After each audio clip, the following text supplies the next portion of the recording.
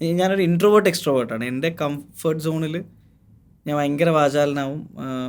And if it requires me to talk, I can talk. ഇപ്പോൾ സാധാരണ ഒരു ചേട്ടൻ അനിയൻ എന്നൊക്കെ പറയുമ്പോൾ അവർ തമ്മിൽ ഉള്ള യുദ്ധങ്ങൾ ഇന്ത്യ പാകിസ്ഥാൻ പോലെയാണെന്ന് ഞാൻ കേട്ടിട്ടുണ്ട്. ഭയങ്കര സ്നേഹമാണ്. ഞങ്ങൾ തമ്മിൽ നല്ലോണം അടികൂടിയിട്ടുണ്ട്. കാരണം ഞങ്ങൾ തമ്മിൽ ഞാൻ പറഞ്ഞല്ലോ 6 വയസ്സിൻ്റെ ഏജ് ഗ്യാപ്പ് ഉണ്ട്. അവൻ്റെ കോളേജ് കാലഘട്ടത്തിന് ശേഷമാണ് ഞങ്ങൾ തമ്മിലൊരു ഒരു പ്രോപ്പർലി അലൈൻഡ് ആയത്.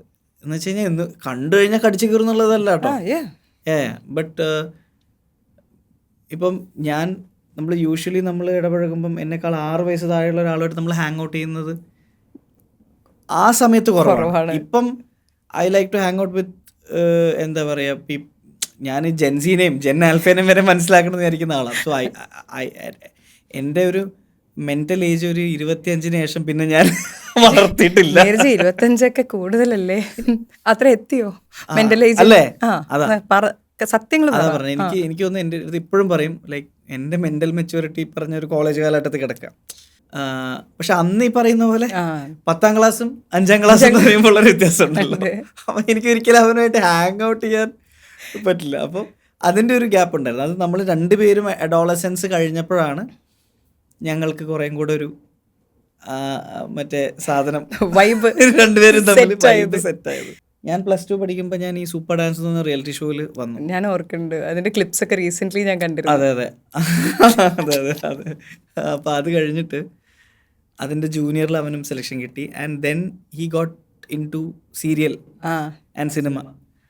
അപ്പോൾ ഇവൻ ആസ് എ ചൈൽഡ് ആർട്ടിസ്റ്റ് ഒരു 7ാം ക്ലാസ്സൊക്കെ എത്തിയപ്പോഴേക്ക് തന്നെ ഇവൻ ഭയങ്കര പോപ്പുലർ ഫിഗർ.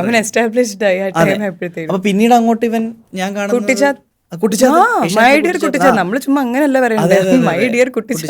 പിന്നെ ഞാൻ കാണുന്നത് ഒരു താരമായിട്ടുള്ള കുട്ടി താരത്തെയാണ്. അപ്പോഴേക്കും ഞാൻ കോളേജിലോട്ട് പോയി. ഇവനൊരു 9th എഞ്ചിനീയറിംഗിന് കടന്നു. ചെന്നൈയിലോട്ട് പോയില്ലേ? എഞ്ചിനീയറിംഗ് അല്ല, വിഷ്വൽ കമ്മ്യൂണിക്കേഷൻ. ഞാൻ കലയുടെ പാതയിലാണെന്ന് ആദ്യമേ തീരുമാനിച്ചത്. എന്താണെന്നറിയോ, ഒരുപാട് ഇപ്പം നമ്മൾ യൂത്തന്മാരെ എടുത്തിട്ടുണ്ടെങ്കിലും എല്ലാവരോടും ചോദിച്ചു കഴിയുമ്പോൾ അപ്പം നമ്മൾ എന്താ പഠിച്ചു വന്ന, നിവിനാണെങ്കിലും ടൊവിനോ ആണെങ്കിലും ലുക്മാൻ ആണെങ്കിലും എഞ്ചിനീയറിംഗ്. ഞാൻ എഞ്ചിനീയറിംഗിന് പോയ സിനിമക്കാരനല്ല. എനിക്ക് ആദ്യമേ ക്ലാരിറ്റി എൻ്റെ ഉള്ളിലുണ്ടായിരുന്നു. I was sure about which way I want to choose. അപ്പോൾ അത് വീട്ടുകാരെ ഞാൻ കൺവിൻസ് ചെയ്തിട്ട് ഞാൻ പോയി. അത് കഴിഞ്ഞ് അപ്പോൾ അതിൽ വെക്കേഷനിലൊക്കെ വരുമ്പോൾ ഇവൻ സീരിയലിലും സിനിമയിലും ഒക്കെ അഭിനയിച്ചുകൊണ്ടിരിക്കുക. മാണിക്കക്കല്ല് ആള് വളരെ പോപ്പുലറാണ്. മുടിയൊക്കെ ഇല്ലായിരുന്നു. അതെ, മറ്റേ മഷ്റൂം കട്ട്. പിന്നെ ലാലേട്ടൻ്റെ കൂടെ ഷിക്കാർ എന്ന് പറഞ്ഞ പടത്തിൽ അഭിനയിച്ചിട്ടുണ്ട്. മമ്മൂക്കയുടെ കുഞ്ഞനന്തൻ്റെ കട. അപ്പം ഞാൻ ആദ്യമായിട്ട് ലാലേട്ടനെയും മമ്മൂക്കയൊക്കെ അടുത്ത് കാണുന്നത് ഇവന്റെ ഷൂട്ടിംഗ് സെറ്റിൽ പോയിട്ടാണ്. അപ്പൊ ഇവനൊരു സ്റ്റാർ കിഡ് ആയിരുന്നു. നെപ്പോ ബ്രദർ. ഇതിൽ നെപ്പോ എന്ന് പറഞ്ഞാൽ വേറെ ആരെങ്കിലും ഇൻഫ്ലുവൻസിൽ വന്നാലാണല്ലോ നെപ്പോ.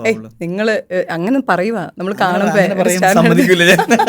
തന്നെ കഷ്ടപ്പെട്ട് ഓഡിഷൻ വഴി വന്നതാ. രണ്ടുപേരും കഷ്ടപ്പെട്ട് വന്നത്. അവൻ ഓഡിഷനൊക്കെ ഉണ്ടായിരുന്നു. അവൻ ഓഡിഷനിൽ